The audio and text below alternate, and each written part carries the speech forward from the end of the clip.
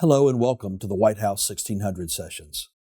I'm Stuart McLaurin, President of the White House Historical Association. On November 22, 1963, the world was forever changed when President John Fitzgerald Kennedy was assassinated while his motorcade made its way through the streets of Dallas, Texas. The 35th President of the United States had served barely 1,000 days of his term. The youngest man to have been elected president was now the youngest to die in office. That was 60 years ago, and for those who were alive at the time, it is a day they will never forget.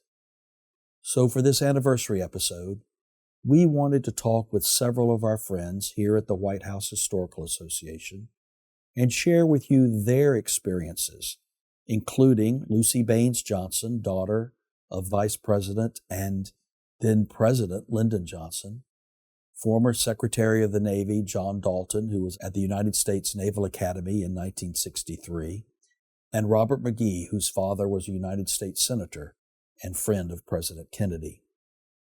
Those were solemn days marked by the stoic courage of First Lady Jacqueline Kennedy. She personally instructed the chief usher of the White House to follow the protocol and details of President Lincoln's 1865 state funeral. This meant that President Kennedy's remains were first taken to the East Room of the White House, where they were set upon the same catafalque used for Lincoln's funeral. The following day, the coffin was taken to the Capitol Rotunda. President Kennedy was the first president to lie in state in over 30 years since William Howard Taft in 1930. Well, more than 250,000 people filed past his flag-draped coffin, including one of our guests today. The state funeral was held the next day on November 25th. A horse-drawn caisson carried the casket from the Capitol building back down Pennsylvania Avenue to the White House. It was there at the White House that Mrs. Kennedy and other mourners joined the procession that continued to St. Matthew's Cathedral. They walked 8 blocks, along with a military escort, a band, and a symbolic riderless horse. Another one of our guests participated in that procession that day and will share that story with us. After the funeral service at St. Matthew's, the caisson carried the president's remains across Memorial Bridge to Arlington Memorial Cemetery. Hundreds of thousands of people lined the streets of Washington to pay their respects to the president and his family. And several 100 million people watched the funeral around the world in one of the first major televised events. Preserving history and supporting education are two of the top priorities here at the White House Historical Association. We're honored to share these personal experiences from that time so that they will not be lost and never forgotten. Here now, we remember President John Fitzgerald Kennedy and the Kennedy legacy. My first guest today is Lucy Baines Johnson, the youngest daughter of President Lyndon Johnson and Lady Bird Johnson. While her parents were famously from Texas, Lucy was actually born here in Washington, D.C. Her father was elected to Congress in 1937, and he served 6 terms in the House of Representatives before being elected senator in 1948 when Lucy was just a year old. Her father would become the youngest minority leader in Senate history and then majority leader. It was in 1960 that Lyndon Johnson was chosen as John F. Kennedy's running mate, and he had every reason to believe that he would serve as Vice President of the United States for 1, perhaps even 2 terms before considering a presidential run of his own. But sadly, fate took a turn on November 22, 1963. Vice President Johnson was sworn in as president on board Air Force One at Love Field in Dallas, Texas. He and Mrs. Johnson had also been taking part in the 5-day tour of Texas with President and Mrs. Kennedy and were also riding in the motorcade. Lucy and her family were thrust onto the world stage that day and she has said those years in the White House became a defining moment in her life. Lucy continues to share her family's legacy by serving on the board of the LBJ Foundation and as a business leader and philanthropist in her own right. She has also been a trusted friend to the White House Historical Association, and we appreciate all that she has done to further our mission. Lucy, thank you so much for joining us for this very special remembrance of President Kennedy. I so appreciate the friendship that we have with you, and your perspective on this important occasion is so important. And let's go back to the very beginning. You were born in Washington, D.C., into a family whose business was politics and public service, and you grew up being exposed to leaders and famous people. Do you remember the first time that you actually met Senator and Mrs. Kennedy? I can remember the first time I met Senator Kennedy, without a doubt. It was in California at the convention after my father had lost the nomination and after Senator Kennedy had secured it. And my father went to speak with him, and I went along. I was thrilled to be with my father, very mixed emotions about what had all just taken place. It was uh, tumultuous to a 13-year-old. And then this very handsome, gracious, charming young senator came into the room, and I met him. But I had a moment of gulp because he was in shorts Oh, and my not goodness. the kind of shorts that you wear on the street. Oh, no. It was not the way had anticipated, uh, our first meeting, but quite candidly, I think this meeting with my father and Senator Kennedy had been just squeezed in to the day, and I suspect Senator Kennedy had not expected me to be with my father, and I certainly didn't expect to, have our first encounter that way, and he never said a word, and I never said a word about it, and he just walked over, gave me a hug, and said, "It's a privilege to meet you, and I'm so glad your daddy's gonna be on my team." Oh, that's very special.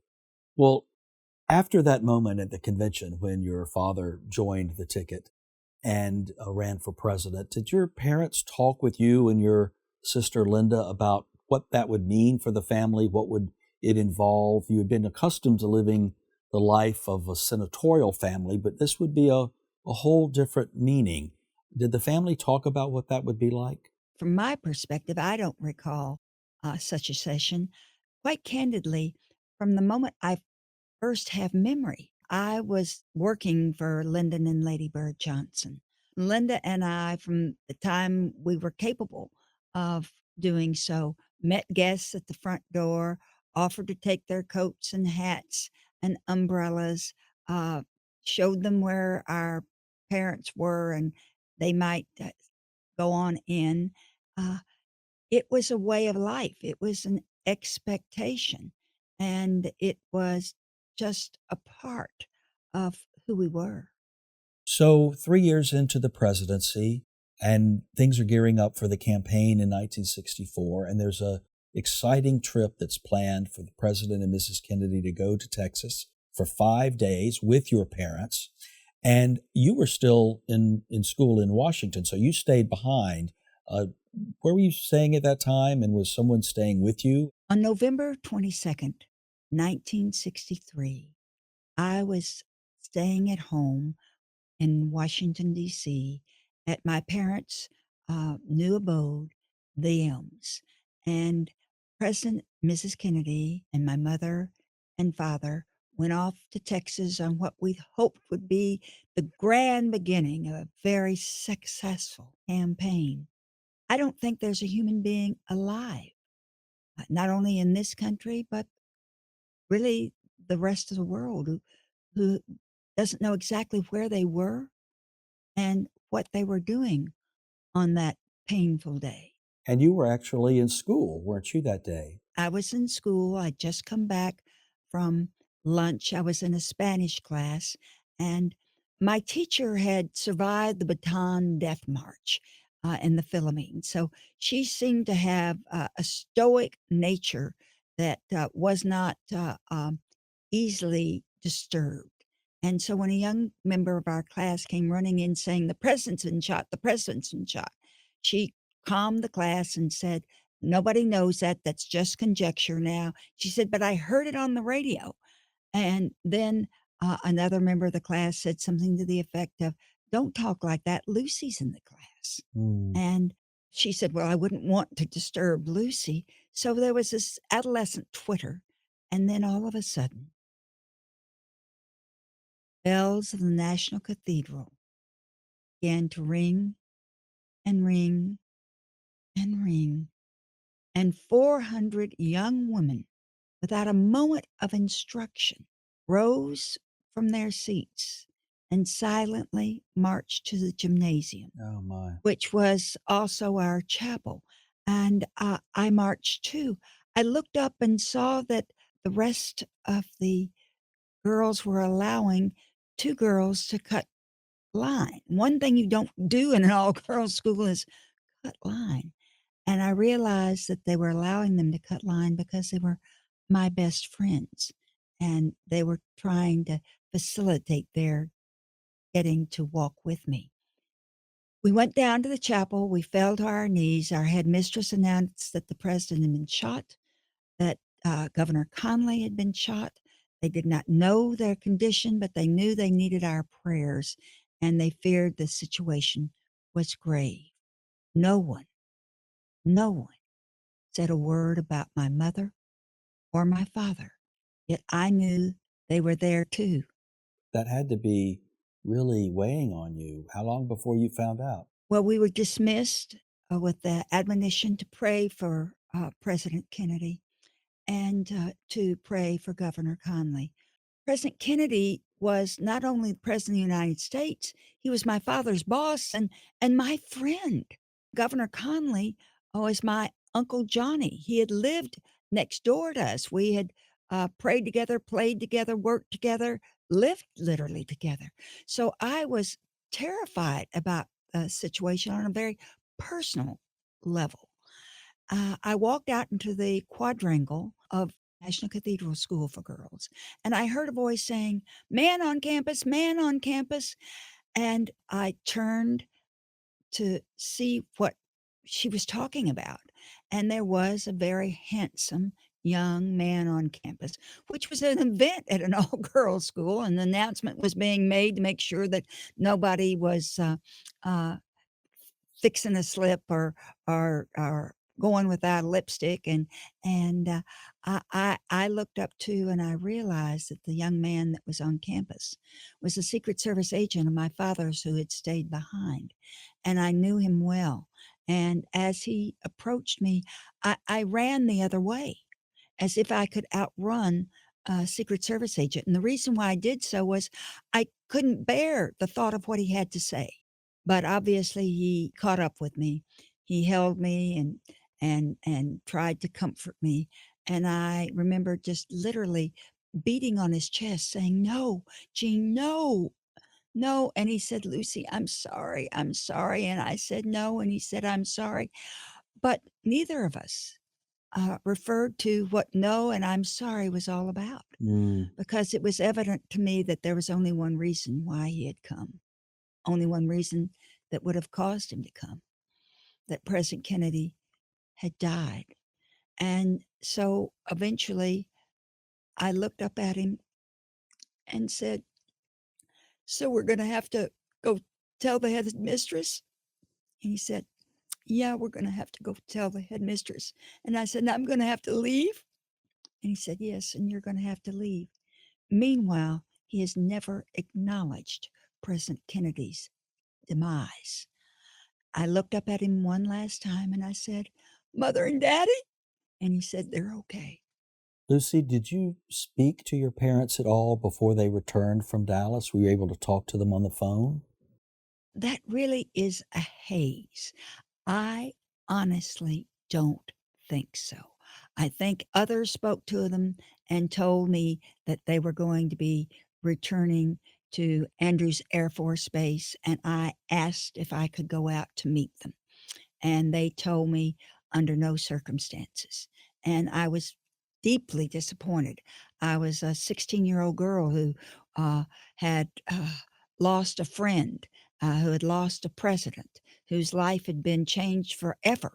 And I wanted my mother and father's arms, and the Secret Service wanted everyone's security. So I was told that I needed to stay home. So I never saw my parents until they came home to the Elms uh, and into my arms. And your sister Linda was in school at Austin at the time. Were you able to speak with her at any time during this? Not immediately.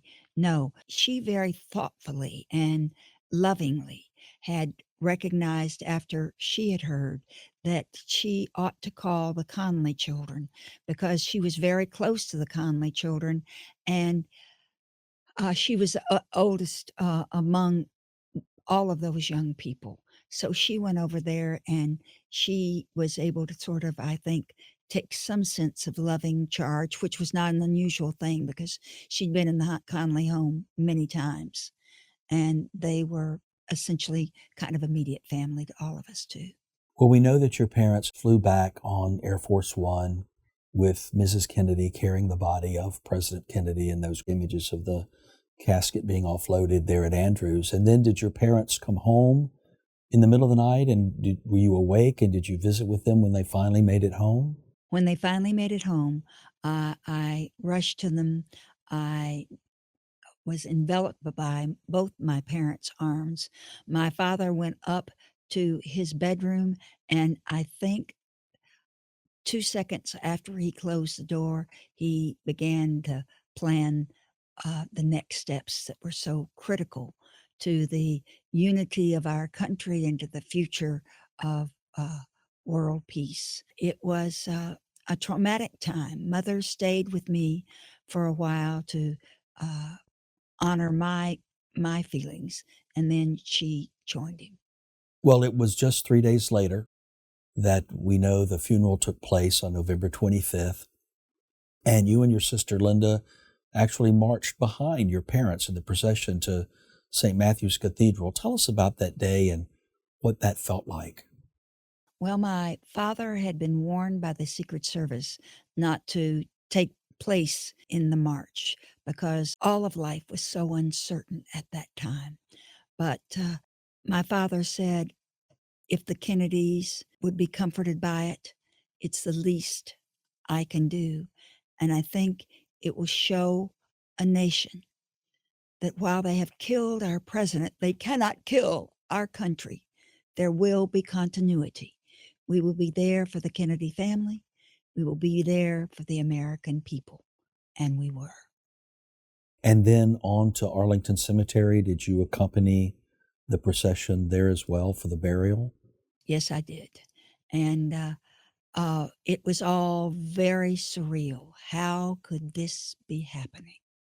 It is surprising to me. Many years later, I married a British man and I went over to meet his family, and the subject of November 22nd came up. And every member of that family knew exactly where they were, what they were eating, how they were dressed, what was happening in their lives, how they were turned upside down. And I had always assumed this was an American story, but it's not. It's a human story. I think that people around the world saw a new frontier, saw a hope and a promise in President and Mrs. Kennedy, saw a passing of the torch to a younger generation. And the violation of any life is traumatic, but the violation of young life is devastating beyond words. I just cannot imagine what the feeling was like to hear the news about those that you knew so well, knew that your parents were with, and then learning that your parents were okay. And I was really struck by what you shared when your father got home. He went upstairs and closed the door and immediately turned to the business of being president of the United States. And I think on one hand, it's caring for and nurturing a grieving nation through this horrible time, but also picking up the mantle and the work that had to begin right away. What did you see and learn from your father in that experience? Well, there was one prevailing message through it all, that while they had killed our president, they hadn't killed our country. And that Daddy and his behavior those next days could take a nation that was very cathartic and turn this wretched experience towards the possibility of doing good. So much good that President Kennedy aspired to was yet to be done. And he could take this grieving nation, and he could take Democrats and Republicans, liberals and conservative, young and old, and say, let's take this devastation and use it as a force for good. Let's come together and try to leave the world a better place, because we love this man and we will try to fulfill his dreams as we begin to make our own.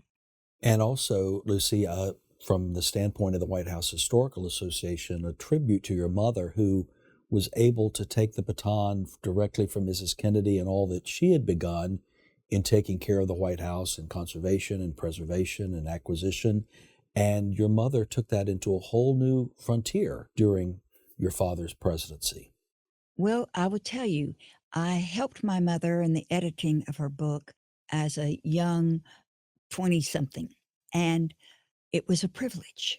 But years later, I have reread that book and reread that book as I have made speeches after speeches, and memory is a poor servant sometimes. And so I have used that book as a source of trying to ground me to the truth.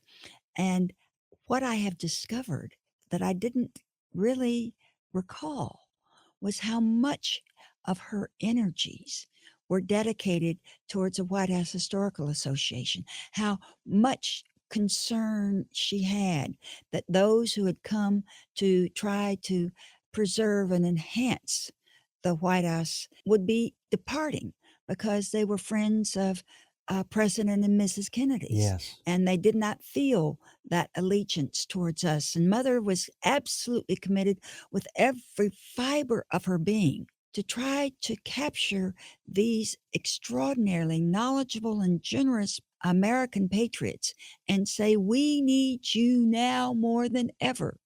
Let's do it in honor of Mrs. Kennedy, in honor of her mission and the good work that she has done.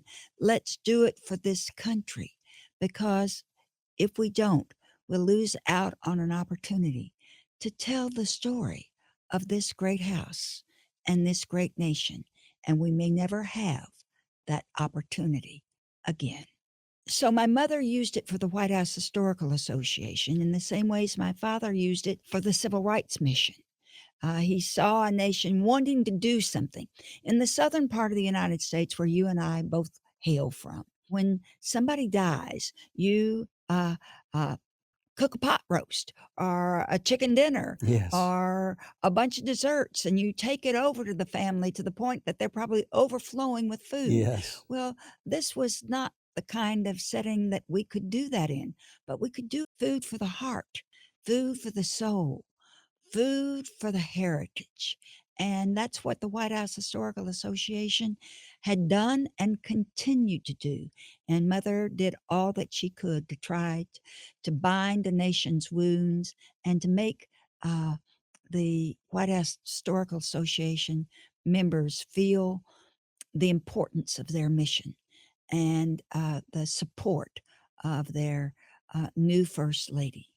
Well, Lucy, I have to say I'm really touched by those reflections, and it's an honor for us to be a living legacy for your mother and for Mrs. Kennedy and all that they contributed to the process and procedures at the White House that are still in place today, put in place by your mother and Mrs. Kennedy, that managed the conservation and the caring for the beautiful staterooms at the White House today, the house that belongs to the American people, as you know so well.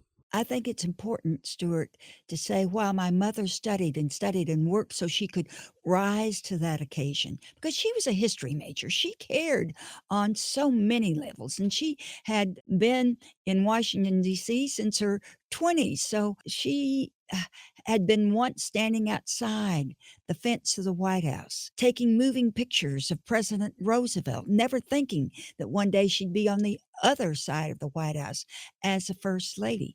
But the work was not hers alone by any means. Every participant of the White House Historical Association rose to the occasion as remarkable patriots who had great sense of taste, who had a great sense of service, who had a great sense of commitment to this country. They wanted to do what they could to make the president's house a house that we all related to and we all loved. And they stayed the course, and all of us are beneficiaries of their sacrifice. And another tribute that your mother extended to Mrs. Kennedy was the renaming of the First Lady's Garden to the Jacqueline Kennedy Garden, which it carries that name to this day. It was the right thing to do. My parents both struggled with what the right thing to do was on many occasions, as we all do. But this was an occasion where there was no decision making. It was just the right thing to do. And I'm so glad they did it. After President Kennedy's funeral, you and your family did not move out of your own home right away and into the White House. That transition took a bit of time. Tell us about that. Well, I will remember the only argument I think I ever overheard between my parents. I was coming up from the kitchen, and my parents were in the bedroom, and their bedroom was to the right at the top of the stairs, and my bedroom was to the left. And there were raised voices. And my father was saying something along the lines, "Birds, we just have to. It's convenient for the Secret Service. It's convenient for Mrs. Kennedy. We just have to do what is convenient for both of them first." And my mother saying, I know, but any day, any other day but that, any other day but that. I never seen my mother quarrel with my father like that. It was so out of keeping. And then she said, December 7th. Why does it have to be December 7th, that the day that we move in to the White House? Well, I hadn't taken American history yet. I hadn't even been born. I wasn't born until after the war was over. And I had no appreciation for why it must have been so hard.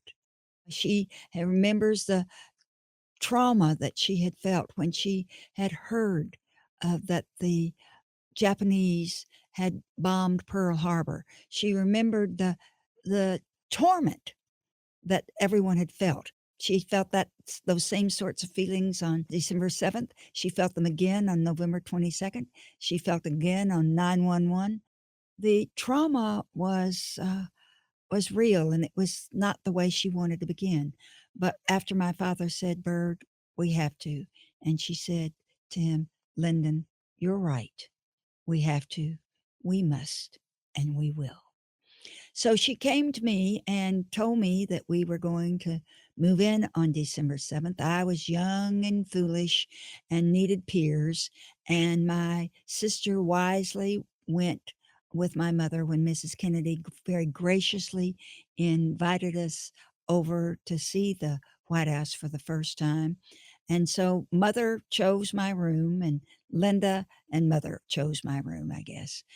So I did not move in to the White House in any way, shape, or form until December the 7th, 1963. And at that point, there's still a month of mourning going on, and the White House is draped in black. That had to be a very difficult. Everything was draped in black. The physical structure was draped in black. The dresses that we wore were all black.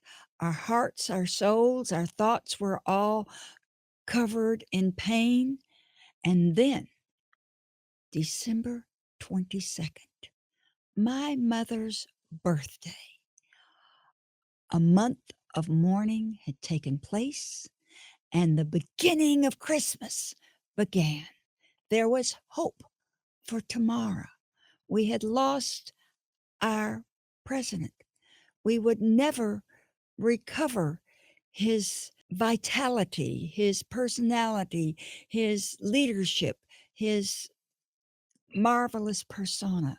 We would never see again that young father, that handsome husband.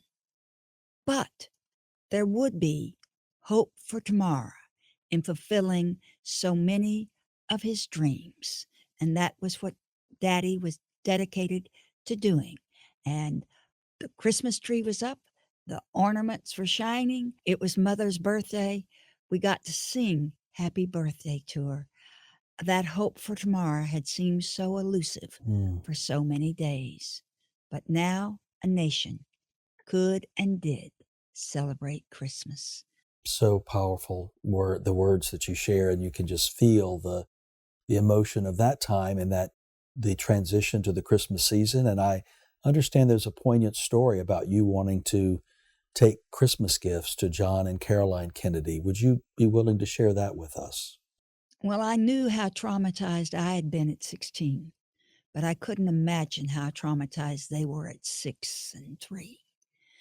And Christmas is so much about a religious festival for people like the Kennedys and for our family, but it's also for little people. It's about St. Nicholas, it's about Santa Claus coming. And as dreadful as the last month had been, it was thoroughly appropriate for these little children to feel some of Santa's joy, to feel some of the delight of toys and gifts and exchanges and hugs. And I asked if I could take some presents over to the Kennedy children. And my parents said yes, if Mrs. Kennedy felt it was appropriate and she was up to it. And she was really grace on 2 feet Mm. always. And she let me come. It was a catharsis for me because I wanted to do something. Everybody wanted to do something that would bring some moment of comfort and joy in the season of bringing comfort and joy. And I was allowed to do so, and I will be forever grateful to Mrs. Kennedy and to her family for allowing me that moment of a sense of purpose. That's what we all want, a sense of purpose, a chance to make a difference, to somehow leave the world maybe in some small way a better place than we found it. And the Kennedys allowed me to feel like maybe I had been able to do that for them. Well, Lucy, you have been an eyewitness to so much of American history. You yourself are a key part of White House history and certainly a proud keeper of your parents' legacy. Reflecting back on those years that you spent in the White House and the relationship with your parents during that time, is it possible to put into words what your time in the White House meant to you? Well, it was the best of times. It was the worst of time. But for all time, it will be the privilege of a lifetime for me to have been a member of a first family. Oh, what we would have given if we'd not been catapulted into the White House under those most wrenching of circumstances. But oh, how grateful we will forever be that we had our time to try to do what we could to leave the world a better place than we found it, to be able to build upon the new frontier and make it a greater society. There was nothing, absolutely nothing that I had done to deserve to be a member of a first family. But I will be forever grateful that I had my chance to, in some small way, try to leave the world a better place. Well, Lucy, from my heart, I thank you so much for sharing with us this time of reflection on November of 1963 and the weeks and months that followed, the presidency of your father and the time as First Lady of your mother that was born out of that tragedy and transitioned into a time of success as president and so many additional memories that you and I have talked about before. But it's so meaningful for you to share with us your perspective and being there, as I mentioned, on that front row of history, the day that President Kennedy was buried here in Washington, D.C., and thank you so much. I have one request, if I might, Stuart. Yes. I ask that anyone who hears this interview, if they were alive on November 22nd, 1963, share your story with your children, your grandchildren, or your great grandchildren, because we all were a part of that ominous day. We all had broken hearts that needed to mend. We all have a story that's important to tell, and not one of us stories is more important than the other because we were united as our fellow Americans. Tell your story. And thank you for sharing your story with us, Lucy. I'm grateful for your friendship, and I look forward to seeing you again soon. It's my privilege. Thank you very much for your leadership for the White House Historical Association. Oh, wouldn't my mother be so proud of you and grateful to you? And I am. Thank you, Lucy. That means the world to me. Thank you. I'm honored to welcome to the podcast my friend, an emeritus member of the White House Historical Association's Board of Directors and former Secretary of the Navy, John Dalton. John is a 1964 graduate of the U.S. Naval Academy who went on to have a well-respected career in business and finance. He wrote a wonderful memoir called At the Helm: My Journey with Family, Faith, and Friends to Calm the Storm of Life. If you have a chance, please check out our discussion with John on a previous episode of the White House 1600 Sessions, and of course, be sure to read his book. Well, twice in his career, John answered the call by his commander-in-chief to serve his country. First by President Jimmy Carter, and then by President Bill Clinton. But as we'll hear today, John served another president in a role that he never anticipated he would ever hold, leading a brigade of midshipmen in the funeral procession of President John F. Kennedy. Well, Mr. Secretary, thank you for joining us today to reflect on this important moment in American history and in your life story. A few months ago, you and I sat down and we talked about your book, At the Helm, and poignant to me in that book are two stories that relate to John Kennedy. And on this anniversary of his passing, the 60th anniversary, I'd love for you to share about those two stories. One at the beginning of your time at the Naval Academy and one toward the end. Well, he was bookends to my time at the Naval Academy. He was elected in my plebe year, and he was the first naval officer ever to be elected president of the United States. And after his being named, the next 5 presidents were all officers in the Navy. And he really was a great president, and I'm sorry that he was assassinated in my last year. That's the bookends. But he was a great president and served our country well. And I remember the Cuban Missile Crisis. I was listening to his speech in my second class year, and I'm grateful to President Kennedy that he avoided the conflict. If he hadn't, I would have had to go to war, graduate early, and been in the conflict.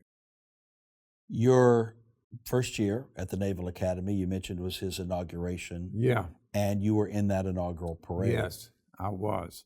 You know, the whole brigade of midshipmen was in his inaugural parade, and he really valued what the Navy had taught him about leadership, and he wanted to salute the Navy, so he had the whole brigade of midshipmen march in his inaugural parade, and PT 109 was also there. Well, I recall the story in your book of the slushy, snowy, bad weather for that inauguration, and a great story about the galoshes. Yeah. Share that with us. It had snowed the night before, and the streets were lined with snow and snow slush, and we were wearing galoshes. Many midshipmen stepped on the person in front of them, and the galoshes came off, and there were many, many pairs of galoshes strewn down Pennsylvania Avenue. Absolutely. That's great. Well, as memorable and as significant and as fun as that occasion was, you mentioned the bookend toward the end of your time at the Naval Academy when you went down the Pennsylvania Avenue again. Tell us that. We had a special honor company that marched in his funeral procession, and there's a picture in my book, At the Helm, which pictures us at the Lincoln Memorial, and it's the Marine Corps Band, West Point, the Naval Academy, Air Force Academy, and the Coast Guard Academy, the honor companies from each of those institutions. And I was privileged to be asked to lead the honor company of the Naval Academy in that funeral procession, and I was grateful to be asked to do that. Do you recall where you were as a midshipman when you heard he had been assassinated? Yes, I do. I was in a naval history class in what is now Carter Hall, and I remember the captain, Captain Merdinger, who was the head of the Department of English History and Government, coming into our room, interrupted class, and said, "The president has been shot." And after the class was over, I learned that President Kennedy was dead, and that was a real shock, and it was a scary moment. What were your feelings and emotions that day in that procession with his casket? I couldn't see his casket, but it was ahead of us several people, several institutions before that. But, that's the first time I've ever seen people climb up in trees to get a better view of the funeral procession. There were people crying, and it was a somber occasion. It really was. And here our commander-in-chief had been assassinated, and that hadn't happened for a long time, and it was a tragedy. So in the life of any Navy man or Academy graduate, there's a big moment that is every fall, and that's the Army-Navy football game, and that was scheduled to be played that Saturday following the president's assassination, but surely had to be canceled. Tell us what happened with that. It was canceled, and the First Lady, Jackie Kennedy, said Jack would want the game to be played, and please play it. So they postponed it a week, and my parents had come up, driven from Shreveport, Louisiana, and they learned when they got to Washington, D.C., that it had been canceled and that President Kennedy had been shot and assassinated. So did your parents stay for the game when it was actually played a week later? They did, and fortunately, I had a relationship with the senior chaplain of the Naval Academy, and I asked him if they could stay with them, and they were very accommodative and honored to have them. So on that game that your parents stayed over for and was eventually played the next Saturday, what was the outcome of that game? We won the game 15-12, and Army was on the 3-yard line when time ran out, and we were saved by the bell. That's right. Well, go Navy. John, thank you for sharing these, as you put it, bookend experiences of your time at the Naval Academy and in the whole of your extraordinary career to have had those two poignant moments. It's one thing to have the privilege of walking in an inaugural parade, That's extraordinary. But in the funeral procession of the same president is really a unique experience. And as a lover of history, as a great respecter and even server of presidents along the way, that is a really compelling story in your life. Well, thank you very much, Stuart. I'm grateful to you for being president of the White House Historical Association, and you're doing a great job. Thank you for your service and your leadership. Thank you very much. Robert McGee is a dear friend of mine and also to the White House Historical Association. And he's one of the dedicated stewards of the historic Decatur House, which is the headquarters of the association. Bob's an emeritus member of the association's board of directors, and he worked for over 30 years with the Occidental Petroleum Corporation. He's a trustee and past board president of the Pan American Development Foundation, and he served on the President's Commission on White House Fellowships during the Clinton administration. So it's a little surprise that Bob built a wonderful career in Washington. He moved here with his family decades ago when his father, Gale McGee, was elected to the United States Senate from Wyoming. Senator McGee served from 1959 until 1977 and later went on to work for both the Carter and Reagan presidencies as America's ambassador to the Organization of American States. Well, having a senator as a father meant Bob had several unique experiences growing up here in Washington during the 1960s, and we're going to hear about some of those today. Bob, thank you for joining us for this very special remembrance of President Kennedy. Stuart, thank you for having me here today, and those roles have meant everything to me during the time that I have served on both those boards. I was so privileged to get on the White House Historical Association. That just speaks to me because of all that we do to promote education in democracy, essentially, as seen through the White House.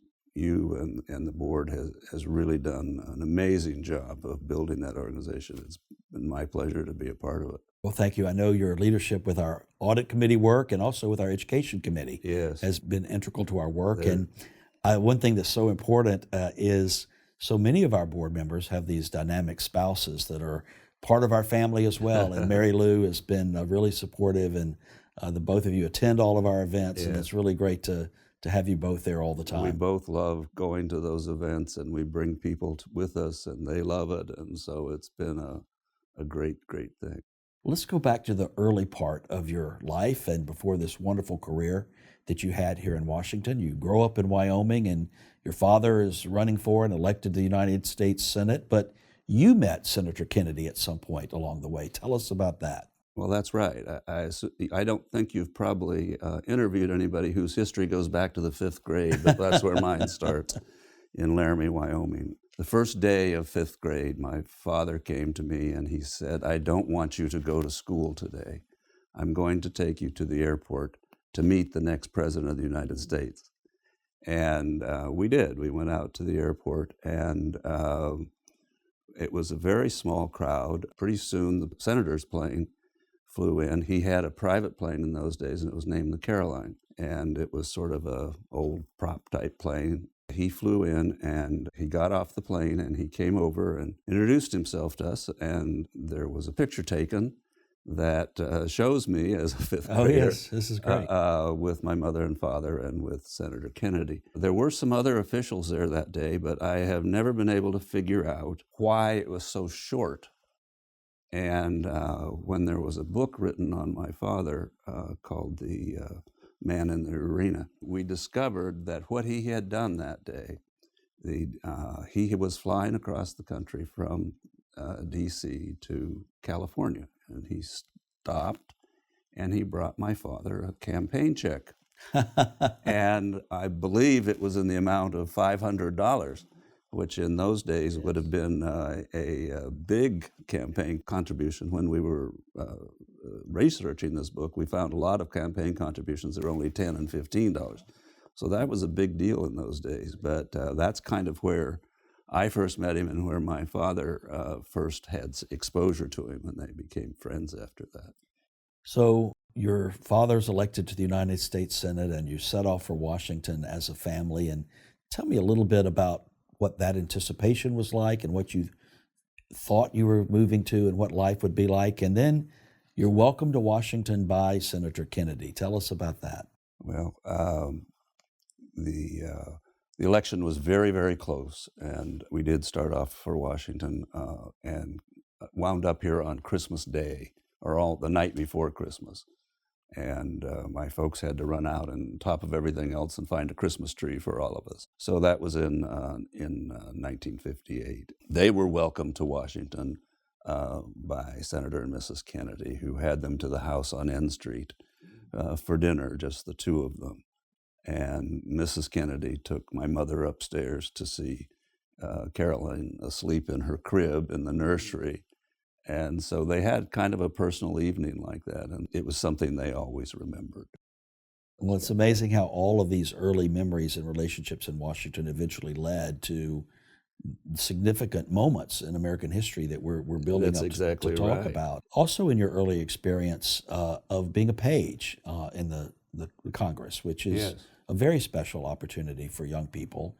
Tell us about your role in that and any special encounter you had in that experience. Well, it was special for me. In 1960, before the Democratic conventions, I was on the Senate floor, and on the floor at that moment were all of the men that were running for president: Kennedy and Johnson and Humphrey and Symington, and Richard Nixon was presiding as vice president. So My they were all goodness. there at that moment.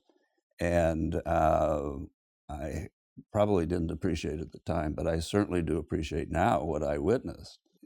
The page boys had to sit on the steps in front of the rostrum, waiting for a senator to snap at you and have you run an errand. But while I was sitting there, Senator Kennedy came up to me and he reached into his pocket and he gave me this tie clasp, PT 109. The one that you're wearing today. Yes. And that came right out of his pocket. So it's been a treasure of mine ever since.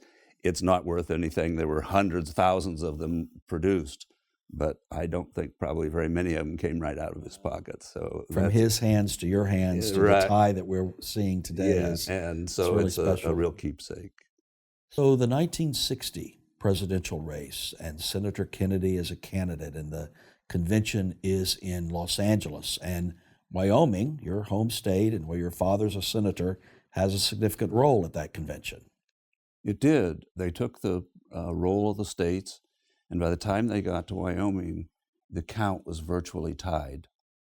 That almost never happens. So my father recognized that this was a potentially historic moment for Wyoming to play in political history.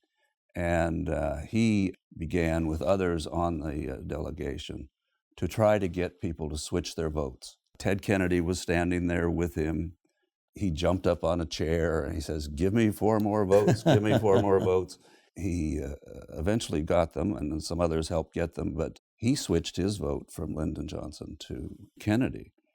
And they put Kennedy over the top.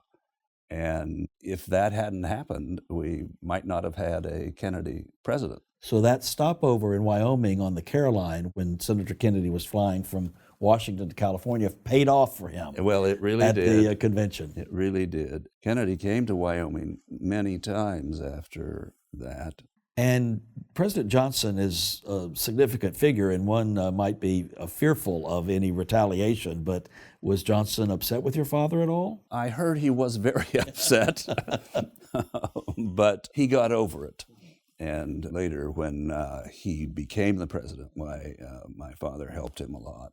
In Washington, your friends one day may be your enemy the next, and Right, then your friend vice again versa. another Yes, time. Exactly. So after the election of 1960, and there's the inauguration in January of 1961 with a new young president, John F. Kennedy, and Jacqueline Kennedy, his young wife. But there's a weather episode in Washington. There was a big weather event. I was at Western Junior High School on Massachusetts Avenue the day before the inauguration.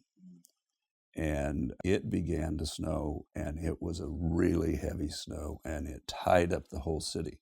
So it took the school bus till almost midnight to pick me and some other kids up from school and get us home. I was supposed to go to the inaugural gala that night, but of course I couldn't, and I don't think my parents were able to get there either, but we eventually made it home. Wow. And did you go to the inauguration the next day? We did. My father asked my mother and me to come with him. He had a chief of staff who had a Volvo car, which were kind of new in those days in this country, and they had, I think, all-wheel drive or something like that, and he was able to drive us down there, and we were able to make it down to his office in the Capitol. But the streets, there was National Guard on all the streets, trying to keep the traffic running. But an iconic moment to be present for the Kennedy's inaugural speech, where he gave that iconic line, "Ask not what your country can do for you." You remember hearing that, and did you have any special feelings about that moment? Well, yes. My father gave us his 2 seats. Every senator was allotted 2 guest seats. And so my mother and I went over, and to our surprise, we were seated right in front of the inaugural platform in the 4th row. So we were really up close and could see everything. But when he said his very famous line, "And so, my fellow Americans, ask not what your country can do for you, ask what you can do for your country."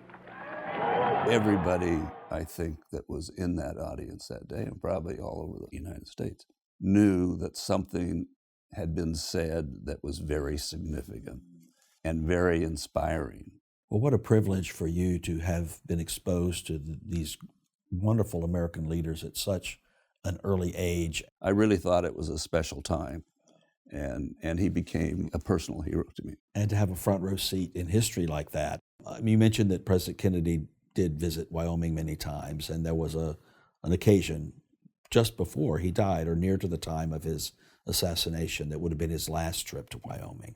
He came, ironically, on September 26th, and so it was almost exactly 2 months before he would die. He came to speak at the University of Wyoming Fieldhouse. Thousands showed up to see him, thousands, and he was helping my dad prepare for an election in 1964. I wasn't there, unfortunately, but it was a big deal that's still remembered in Wyoming to this day. And while he was there, he asked my father to arrange for a vacation in Wyoming in Yellowstone for Jackie Kennedy and the 2 children. My father had agreed to do that, but of course that never came. We have these pictures of that we thought were great at the time, but later my mother insisted they'd be taken down from their walls.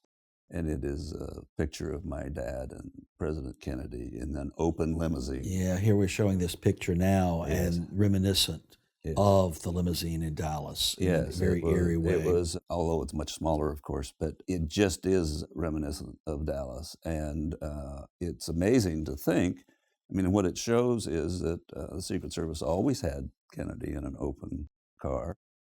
You know, something could have happened out there just as easily as it did in Dallas.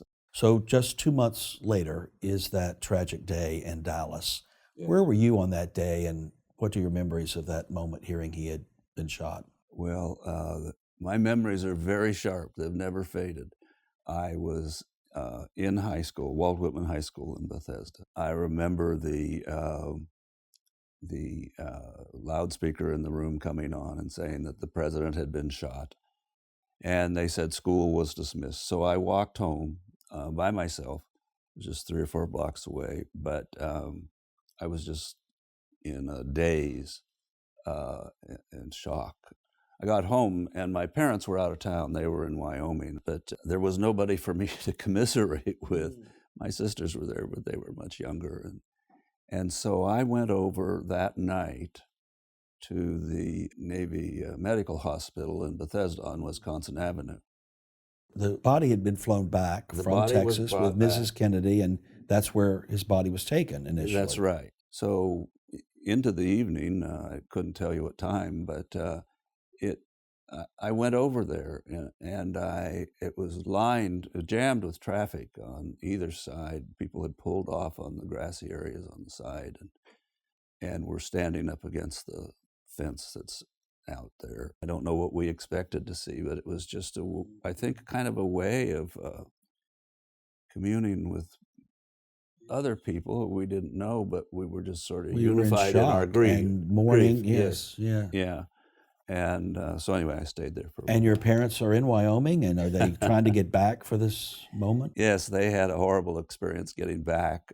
They were in a section of Wyoming driving when the announcement came on the radio, and the radio stations were so weak out there in those days, they could barely hear what happened. And of course, no cell phones or anything like that. So they felt very isolated. But they drove to Sheridan, Wyoming, where there was a little airport, and airports weren't much in those little towns in those days. They said, well, maybe we can charter a plane to get to Denver, and there were no charter planes available. Finally, a young man stepped up to my dad, and he said, I have a new plane, a four-seater, and I'd be happy to fly you to Denver. So they were very grateful for that, although my mother was just terrified of being on small planes like that. And they took off, and the pilot turned around to my dad, and he said, you know, Senator, this is the first time I've ever flown to Denver. Would you be willing to sit in the front seat here with me and spot landmarks along the way so I can get you there?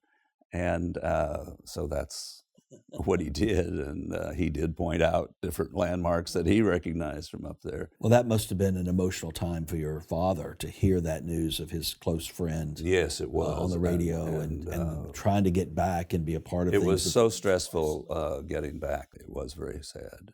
Mrs. Kennedy directs that this funeral be planned, and the body first in the White House and then is in the Capitol Rotunda. And there's an amazing story and photograph of you in the Rotunda.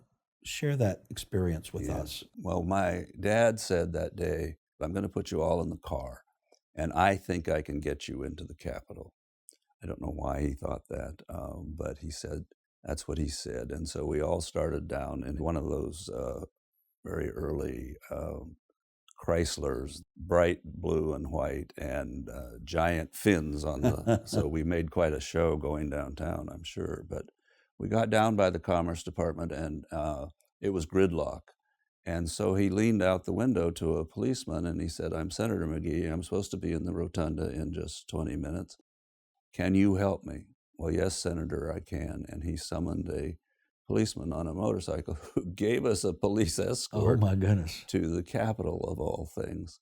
And I believe it was right down Pennsylvania Avenue because there were crowds on either side of the street. And so essentially, we were seeing what Jackie Kennedy saw just about 45 minutes later when her motorcade would have passed that same route.